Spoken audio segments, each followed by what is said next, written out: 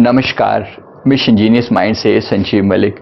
दोस्तों, हमारे ये वीडियो इस टॉपिक पर है कि अगर आप खाने की जो बनाने वाला होता है, खाने बनाने वाले की मन की अवस्था का खाने पर क्या प्रभाव पड़ता है और उससे सामने वाले के मन पर क्या प्रभाव पड़ता है, इस टॉपिक पर हम थोड़ी बात करेंगे। इसके पीछे बहुत सारे साइंटिफिक प्रूफ मौजूद हैं कि खाना जिस इंटेंशन से बनाया हुआ हो, वो इंटेंशन जो है वो खाने में जाकर स्टोर हो जाते हैं और वही इंटेंशन हमारे भीतर भी अब्जॉर्ब होते हैं।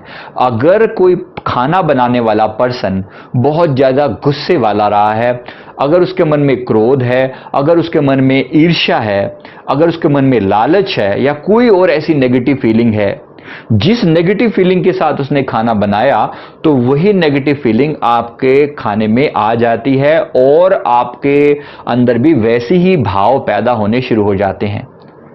क्योंकि अब लोग घर का बना हुआ खाना इसलिए खाना चाहिए, एक मेजर कारण ये भी है क्योंकि घर में अगर बना है तो घर वालों के अगर विचार पॉजिटिव हैं तो बड़ी शुद्धता से और प्योरिटी से और प्रेम से और भाव से बनाया हुआ होगा। उन्होंने जो खाना बनाया होगा उसमें प्रेम होगा, उसमें आपके प्रति सेवा का भाव होगा। माँ ने बनाया है, पत्नी ने बनाया है, बहन ने बनाया है, कहीं से भी अगर खाना किसी ने बनाया है तो अपने लिए खुद बनाया है आपने या घर के किसी प्यारे ने बनाया है, तो उनकी पॉजिटिविटी उसमें शामिल होती है। जबकि ये हमने पाया है कि होटल का बना हुआ खाना जो होता है वो उसमें, क्योंकि वो केवल प्रोफेशन के पॉइंट ऑफ व्यू से बनाते हैं कि मैं ज़्यादा से ज़्यादा कमाई कर सकूं, उनके दिमाग में केवल एक ही बात होती है, पैसा ज़्यादा से ज़्यादा कैसे कमाया जाए, कितना पैसा बचेगा ये करने से। और पैसा क्योंकि प्राइमरी वो होता है, इसलिए उसको खाने से सामने वाले के मन में भी वैसी ही फीलिंग आएगी। क्योंकि अब ज़्यादा लोग जो है, बच्चे जो हैं वो वैसा, हम लोग सभी लोग वो खाना खाने लगे हैं, ज़्यादा होटल से मंगवा कर खाने लगे हैं, तो रेस्टोरेंट से खाना मंगाने लगे हैं। तो ये जो खाना है इसके कारण ही हमारी बुद्धि भी मनी माइंडेड होने लगी है। हमने एक बार हम मुंबई में किसी जगह पर सेमिनार करने गए थे। वहाँ पर खाना सामने आया। मेरी आदत है शुरू से खाने के सामने आकर हाथ जोड़ना, प्रार्थना करना, भोजन को अन्नम ब्रह्म कह के कि आप ब्रह्म हैं, परमात्मा का रूप हैं, आपको नमन है, ऐसा करके खाने को प्योरीफाई करना और अपने गुरुदेव के नाम का, उनके जो दिव्य नाम उन्होंने हमें दिया हुआ है उसको उच्चारण करके उसको प्योरीफाई करना।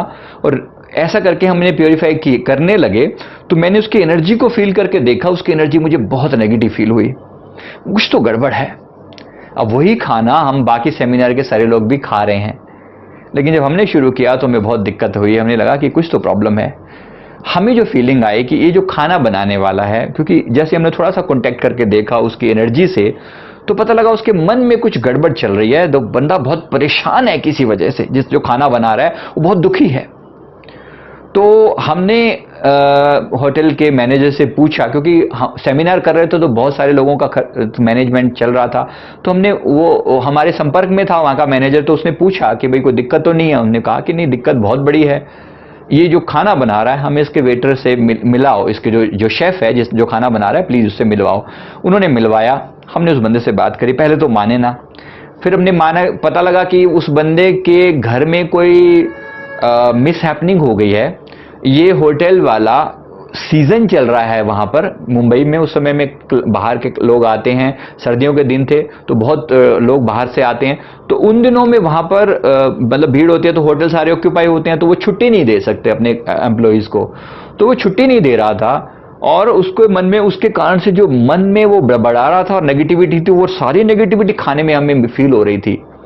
तो फिर हमने उनको कहा कि प्लीज़ आप इसको छुट्टी करो, इसके मन से नेगेटिविटी खत्म हो और ये अपना काम नॉर्मली कर पाए। तो मेरे कहने का मतलब सिर्फ इतना सा है कि वो नेगेटिविटी अगर कोई सेंसिटिव पर्सन है तो फील भी कर सकता है। वो दुख, वो पीड़ा जो है, जो किसी और के मन में थी और वो कन्वे हुई, वो पॉजिटिव या नेगेटिव जो भी फीलिंग थी वो खाने में कन्वे हुई, तो इसलिए उस खाने के अंदर वो गुण आ जाते हैं। प्लीज़ आप इस बारे में बहुत केयरफुल रहिए। तो एक बार जो प्रार्थना बहुत ज़रूरी है खाने के समय करना।